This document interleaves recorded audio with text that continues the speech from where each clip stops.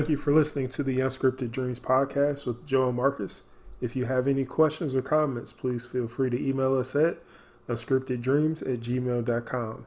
If you're interested in listening to exclusive content that includes bonus episodes and our hindsight video series, please join us on Patreon at the Unscripted Dreams Podcast. If you're listening to our podcast on YouTube, you can find us on iTunes, Spotify, or iHeartRadio. Thank you. Let's go. What's up, people? As we know, life is full of surprises, both good and bad. The day-to-day journey is full of unforeseen obstacles, and sometimes it's hard to see our way through. Beyond the norm and mundane are where unscripted dreams live. Join us for thought-provoking discussions and interviews to help us navigate through the fog and create our own path. We are the Unscripted Dream Podcast, operating outside the margins to motivate and inspire our audience. So, today is in continuance of part one. This will be part two of mental health awareness. So we're paying homage to mental health awareness for the month, and this is part two. And we're going to pick up where we left off.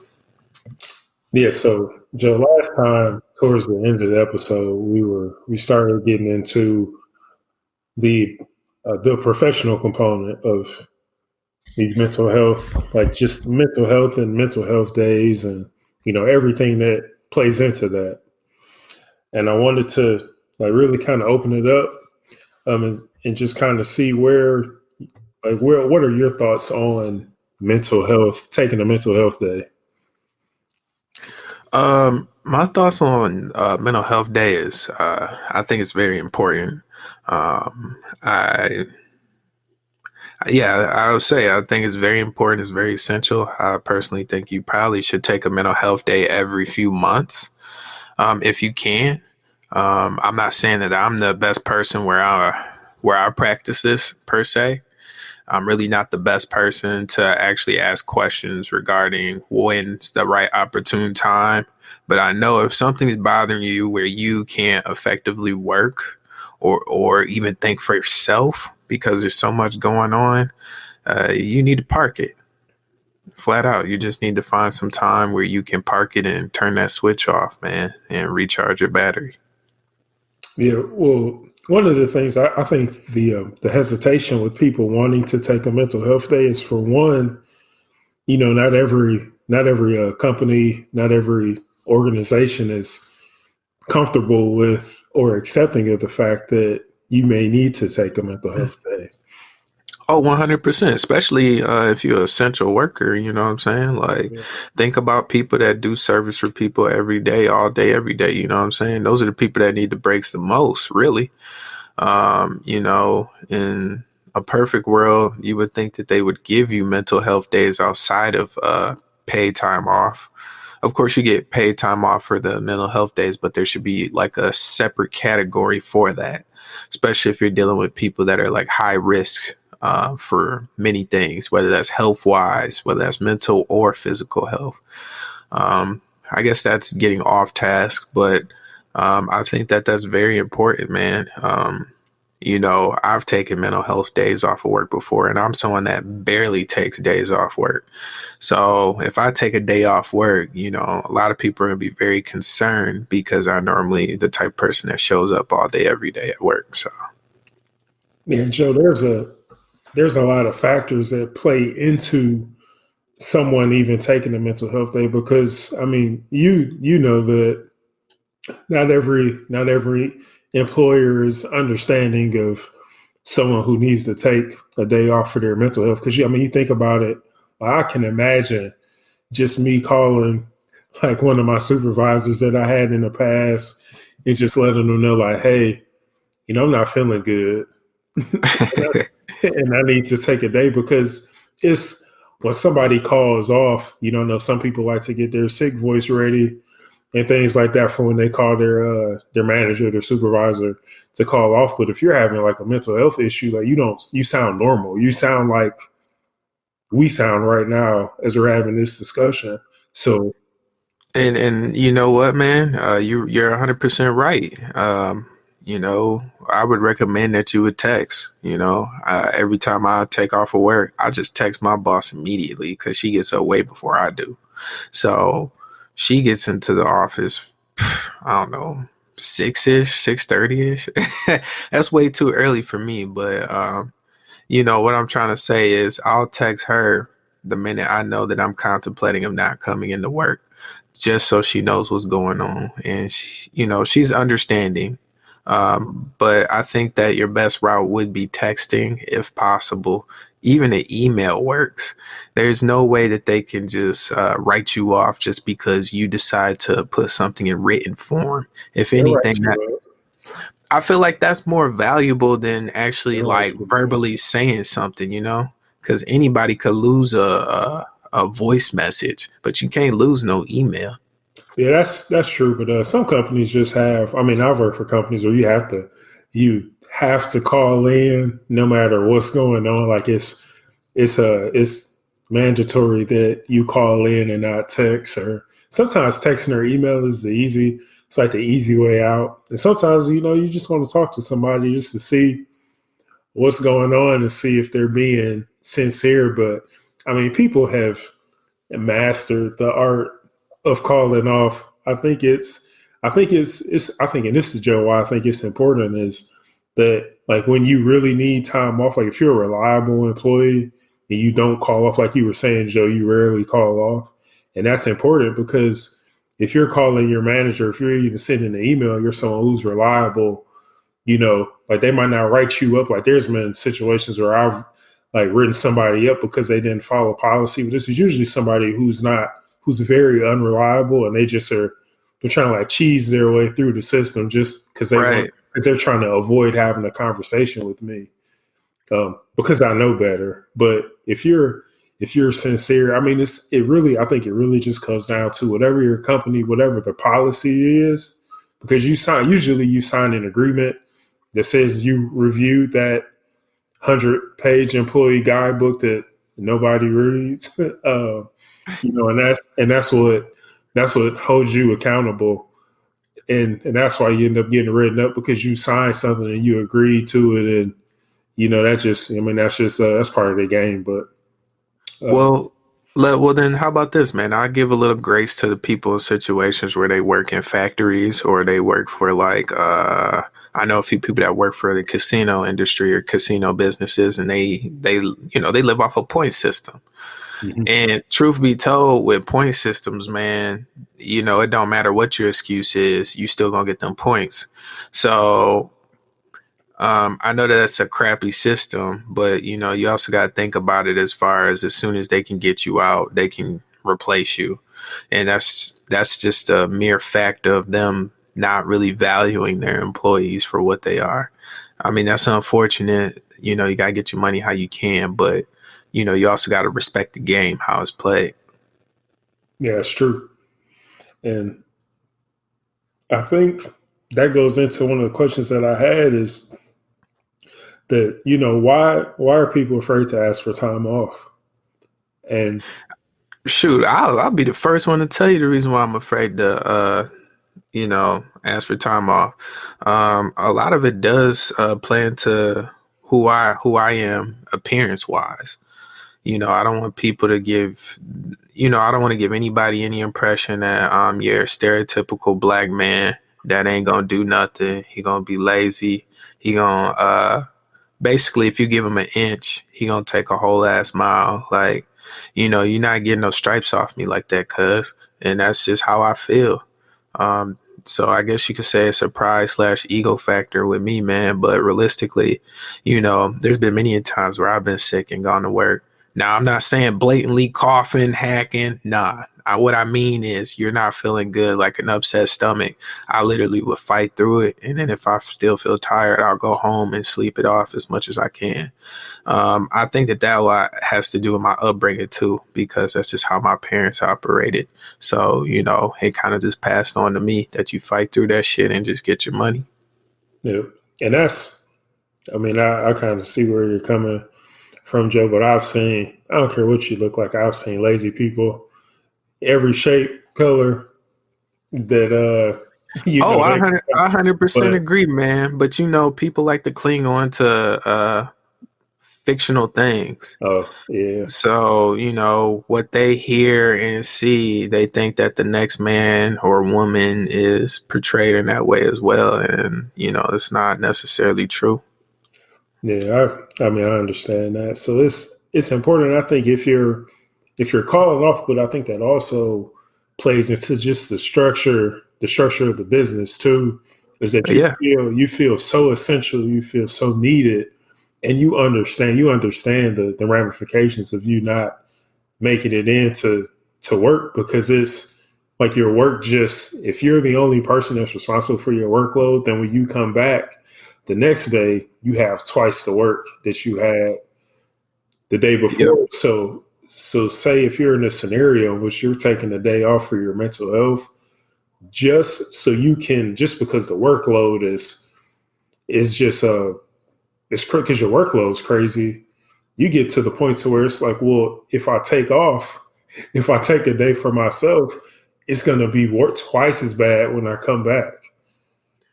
yeah, man. I feel the same way, especially in the situation I'm in now. Like one man show on some of the projects I work on.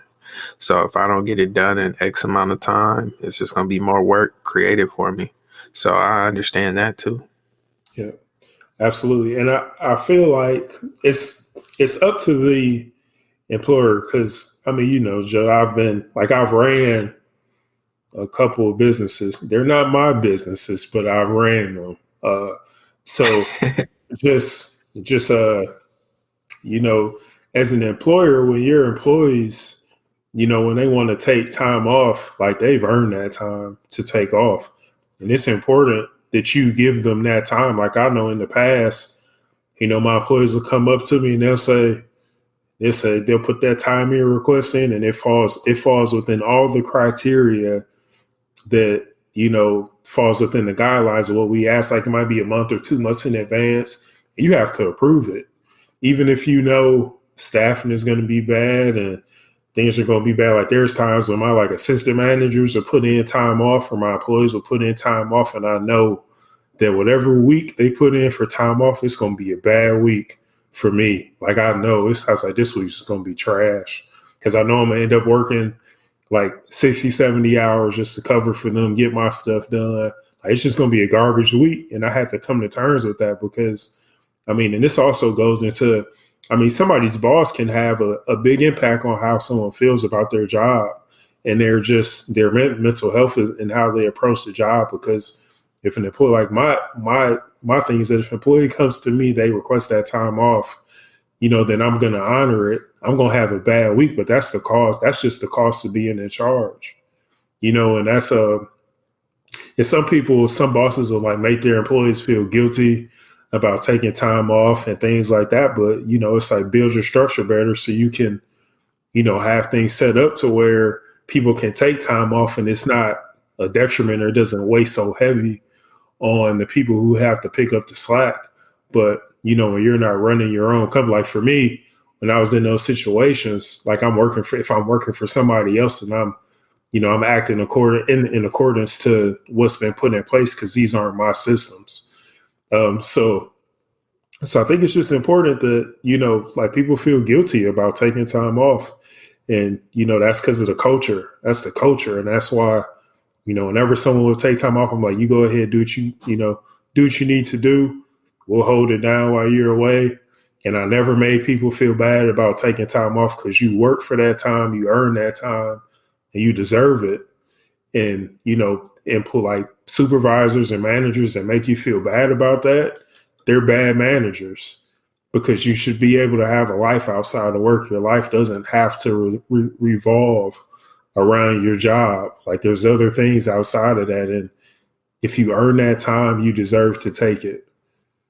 But I know, like I get that all cultures aren't the same and all managers, all supervisors aren't the same either. Yeah, man, it's it's a few companies that's dog eat dog like that, man. Another good example would be something like a packaging industry. So you got your fellow FedEx, UPS, DHS. All of them, man, they take pride in having worker ants, is what I call them.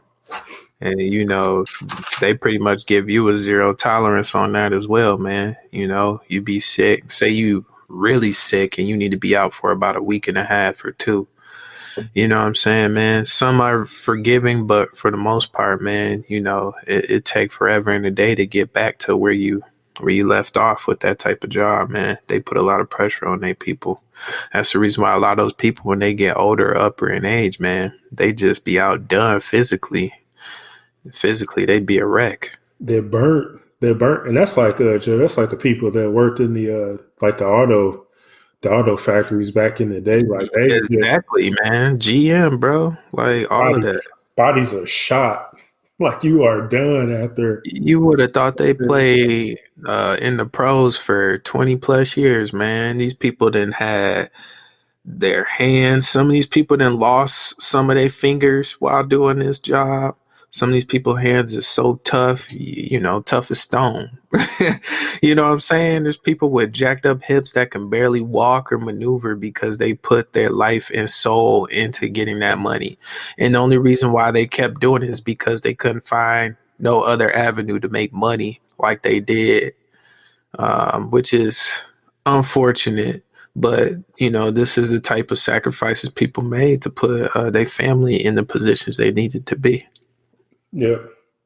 We're going to talk about that, Joe, because I know we're going to do an episode on the book we both just read. And we're going to talk about exactly what you mentioned. We're going to talk about that. But I wanted to add that, mental health days they're reactionary. And they're only really requested when, that stress is at the pinnacle. It's at the peak. Right. And how...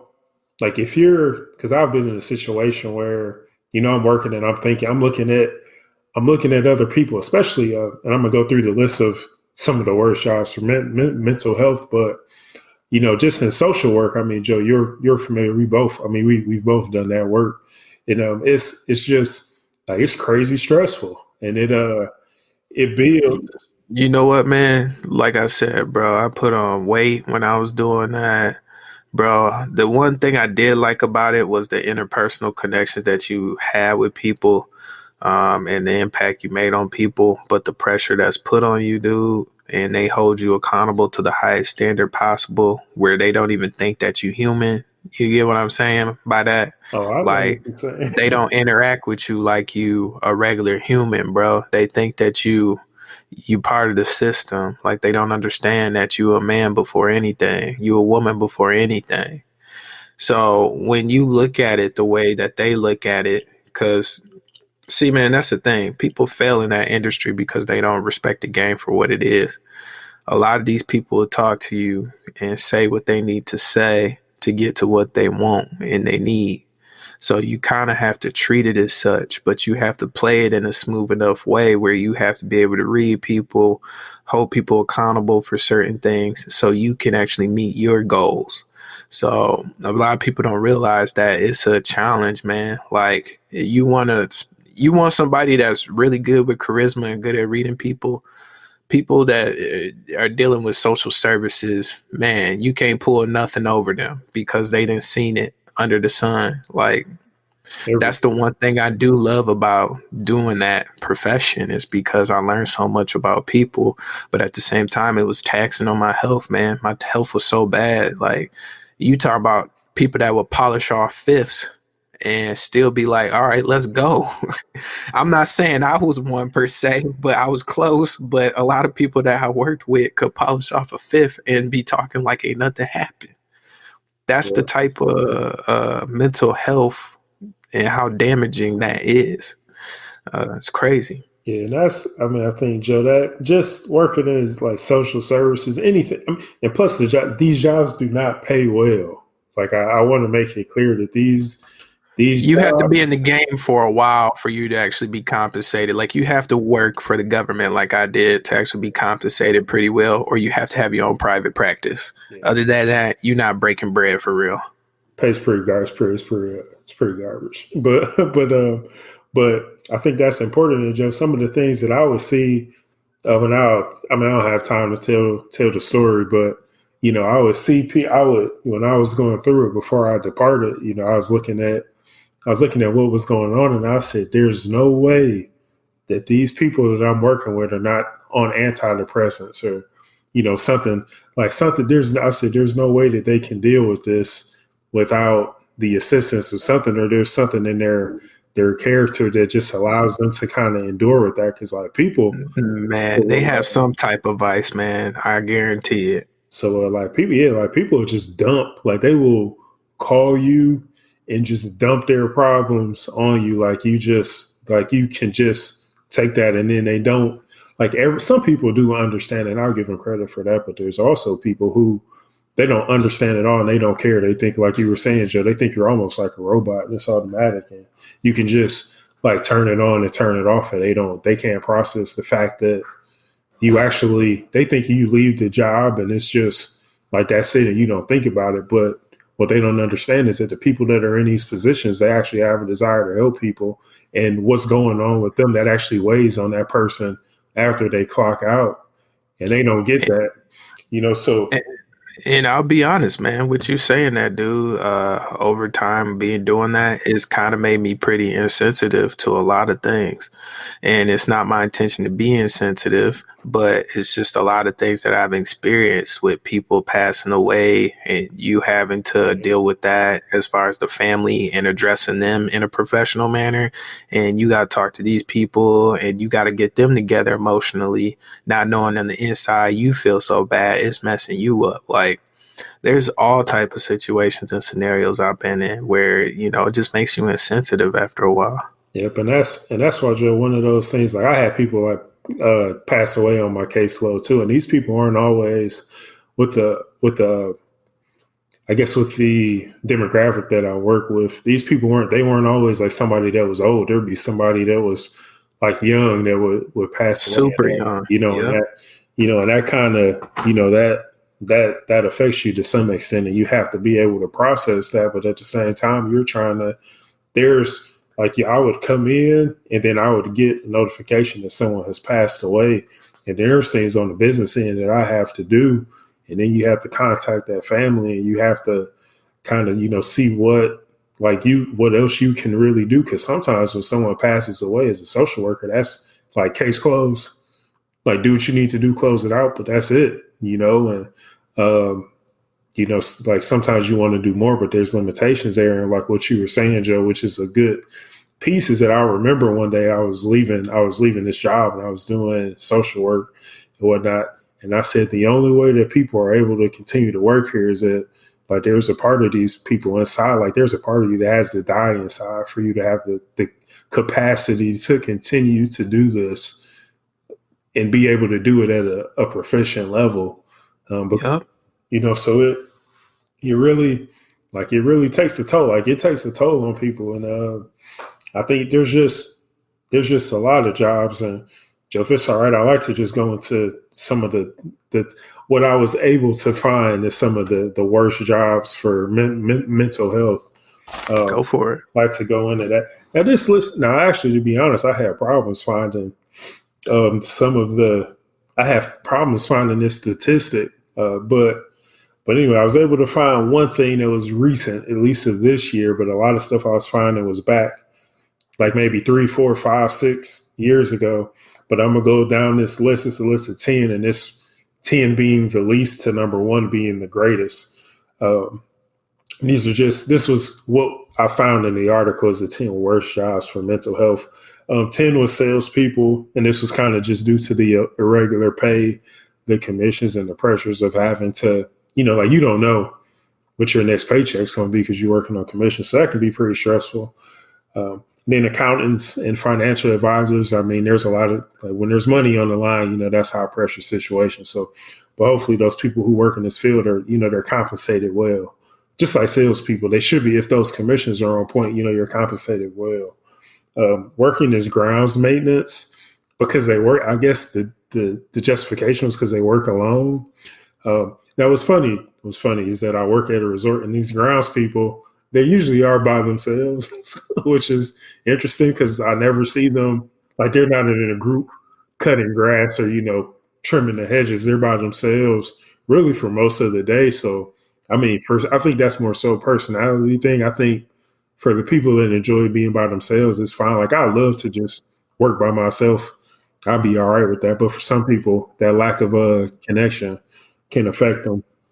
Uh, Number 8 I have is just working as or number 7 is working as admin support staff. So if you're one of those staff that are like in between everybody and you have like 20 different people giving you tasks and things to do, like that can be pretty stressful. And, sometimes they're a bit like very underappreciated.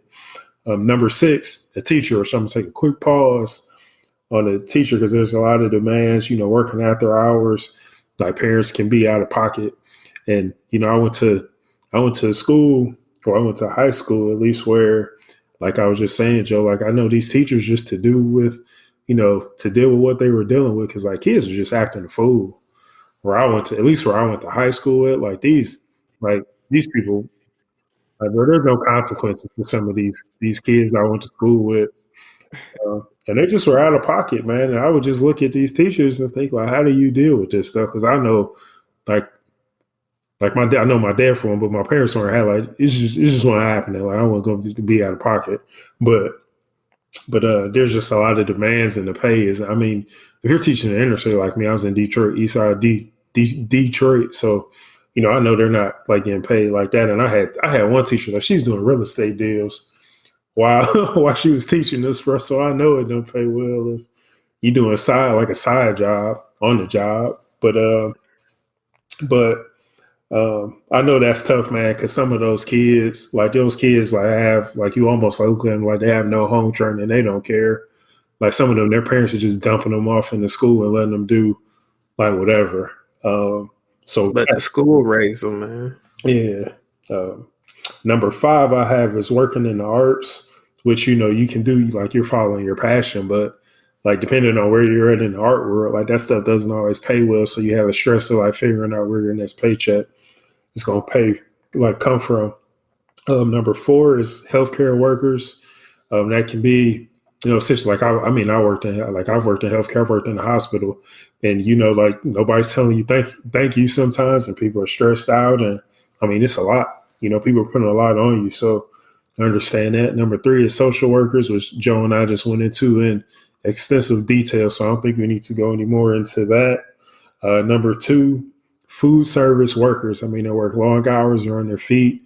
You can imagine someone's getting mad at you because you didn't give them that supersized fry every day, or you didn't put that cheese on that burger. You're not getting paid well. You're working crazy hours and you're dealing with high volume. So you probably hating your life. And I can understand, man. I can understand that. Number 1, this one I didn't really get. Was child care workers, because I guess kids can't tell you thank you, but I can think of maybe like 4 or 5 different fields that it's just the fact that man, I get that one being number 1, because not only do you have to do that, you basically raising the kid yourself, so you got to think about that too. Yeah, but that was it for that was kind of it for that. But I just I just, I understand that, jobs can be stressful.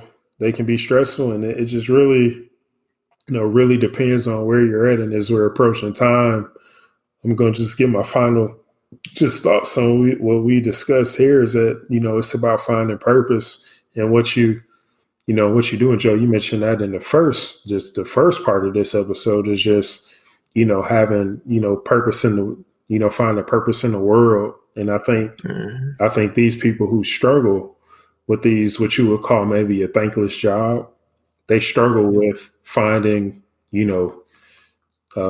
purpose in what they're doing, because no one's really showing them any appreciation, or they're underpaid, or maybe they're having to take medication to get through the day. So, I mean, it's kind of a lot going on, and there's a lot more to say about this, but I'm gonna let that sit as my final thoughts, and I'll let you close it out. All right, man. Well, I'm gonna be super quick, man. So just giving you guys some more food for thought. So, have you ever thought about your own thoughts or questioned your mental processes? It's very important. Do you sometimes take time to clarify your values in a moment of doubt or uncertainty? If you answer yes, you are no longer a stranger to self reflection and introspection. And it's important psychological exercises that can help you grow, develop your mind, and extract value from your mistakes. So it's very important for introspection to come into play in life. So I can't stress that enough. Like, like an informal way of like reflection, the process can be defined as like examining like your own internal thoughts and feelings and reflecting on what they exactly mean. Now, don't get me wrong, as important that is, you also got to make sure that you're not doing it too much. So when you get to the point where you dedicate or it becomes like an obsession, that's when you taking it too far. Introspection is only supposed to be looked at as something that you may meditate on, or you may want to think about just to build awareness of what are you doing. So you constantly should be aware of what you're doing at all times. And if you're not doing that, then I don't know what the hell you're doing with your life. So you may want to make sure you do that to make sure that you stay a course. So a good way to jumpstart self-reflection would probably be asking yourself questions like, am I taking anything for granted? Am I living my true self or living my best life, so to speak? Am I taking care of myself physically? Am I achieving the goals that I've set out for myself? And more importantly, am I putting enough effort into what I'm doing? Whether it's my relationships with people, or the work that I'm doing, or the dreams I have for myself, you name it. So I think that is very important that when you answer those questions, you start creating affirmations to make it more helpful, so you can clear your mind. So the whole point is to be conscious of what you're doing, but doing it at a pace where you can also have a clear mind.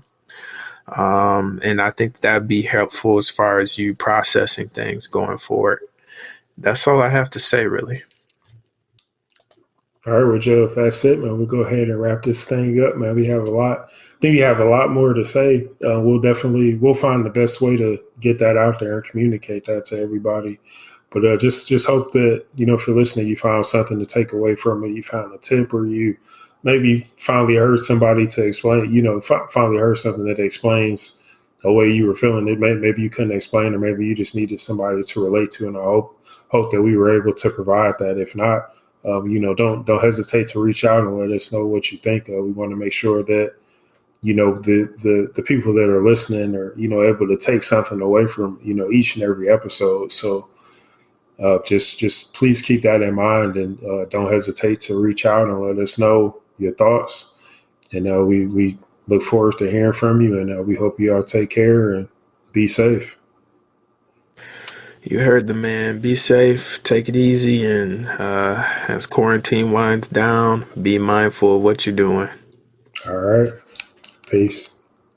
Later.